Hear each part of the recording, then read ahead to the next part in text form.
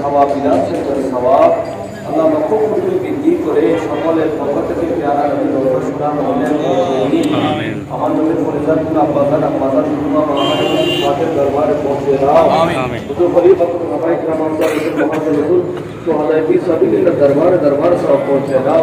বিশেষ করে সমস্ত মাযহাবের ইমাম হাদিসের সওয়াব পৌঁছে দাও। হুজুর শাহজালাল ইয়ামানি শাফরান ইয়ামানি ইবাদত করব এইটা নয়, অবশ্যই আমি নামাজ পড়ব, ইবাদত করব, কিন্তু অন্তরের মধ্যে হুব্বে মুস্তাফা নিয়ে, তাজিমে মুস্তাফা নিয়ে নবীর বিরুদ্ধে কিঞ্চিত পরিমাণ কোন প্রকার কথা বলা যাবে না। কথা বললে ঈমান শেষ। এবং পাশাপাশি সাহাবী রাসূলের শানে কোন ধরনের উল্টাসিধা কথা বলা যাবে না। সেজন্য আমাদেরকে আমল করতে হবে, আমাদেরকে আমল করতে হবে।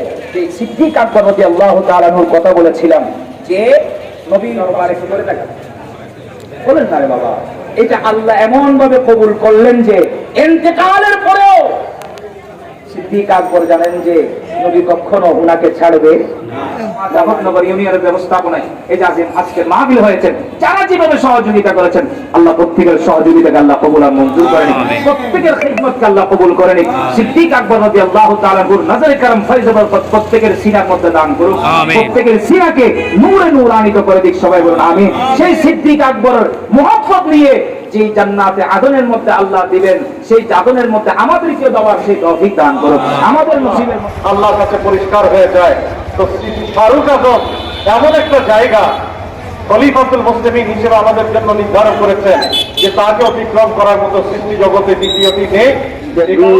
সিদ্দিক আকবর রাদিয়াল্লাহু আনহু সুবহানাল্লাহ চেষ্টা করছি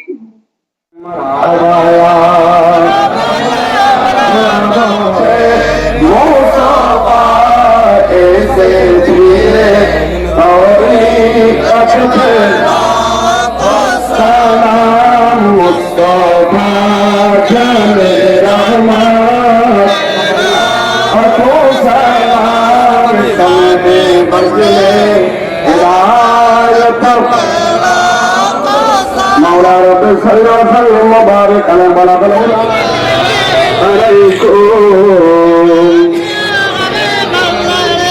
हबीबे किबरिया तुम शफीए आसिया तुम तुम्हें छोड़कर गुस्ताखी আমাদের 50 বছরের বড় তাই বলে মরণের পরে নবীর দরবারে শুয়ে আল্লাহ বলছি মরণের সাথে সাথে 50 বছর নবীর দিনটা হয়নি। বলছে আজকে দুধ কম পেয়েছে, একটু পানি মিক্স করে দাও। আর মেয়ে তখন মাকে বলেছে মা এটা তো দুর্নীতি, অন্যায়, এটা তো করা যাবে না, এটা যদি ফারুক আজমের কানে যায় তোমার গর্দানে যাবে, আমার গর্দানে যাবে। তখন মা মেয়েকে ধমক দিয়ে বলে আরে বেটি, এই গভীর ঘনঘোর অন্ধকার রাতে কে গিয়ে ফারুক আজমের কাছে নালিশ করবে যে আমরা মা মেয়ে কাজ করছি? তখন মেয়ে মাকে বলছে মা দেখো, পৃথিবীর কোনো কেউ বলার দরকার নাই, আমাদেরকে হয়তো বা কাজ পক্ষীও দেখছে না, কোন জনমানব শূন্য এই গভীর ঘনঘোর অন্ধকার রাতে কেউ দেখার দরকার নাই, কিন্তু ফারুক বাতিল বসিয়ে সন্তানকে সান্ত্বনা দিচ্ছেন, তার শিয়রে তিনি কাঁধে বহন করে খাবার পৌঁছে দিয়েছেন। কোন মা সন্তান প্রসব করবে কোন দায়ী নাই, তাকে সাপোর্ট করার মতো কোন নার্স নাই। ওই মা মৃত্যু যন্ত্রণায় কাতরাচ্ছে, তার তাঁবুর মধ্যে তার আপন স্ত্রী সহধর্মিনীকে পাঠিয়ে তিনি ইসলামের সে খেদমত করেছেন। কথা বলেন ঠিক কিনা? আবার জেহাদে যখন ডাক দিয়েছেন, আমার নবী যখন বললেন বদরে, উহুদে, খন্দকে, তিনি সেখানে ঝাঁপিয়ে পড়েছেন।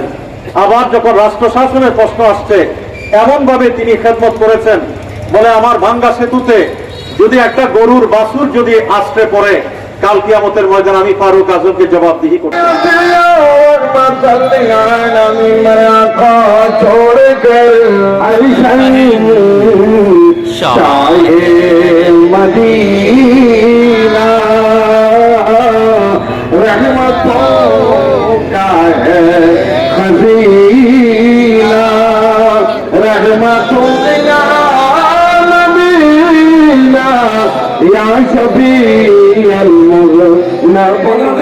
हिफाजत करो अल्लाह।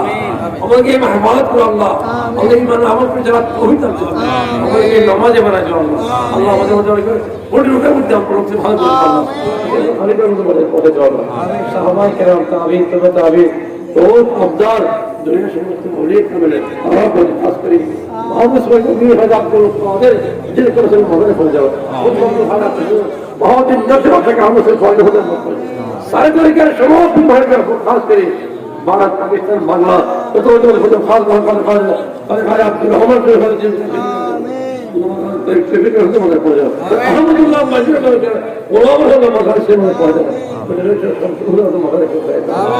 दुनिया समूह की मन हो कमाओ अब আমাদের আমরা হাল হয়েছে আমাদের মই মুরব্বি মেহেরবান বাবা মেহেরবান মা जमा के बोलो माला करो जो अल्लाह और तौफीक कर दो अल्लाह इनके बाद से मुकाबला कर सका तौफीक कर दो और की हिदायत करो अल्लाह ये हिदायत बहक मुस्तफा ربنا آتنا في الدنيا حسنة وفي الآخرة حسنة وقنا عذاب النار وادخلنا الجنة مع الأبرار يا عزيز الغفار يا رب العالمين صلى الله على سيدنا محمد وآله وأصحابه أجمعين وارحمنا معهم برحمتك يا رب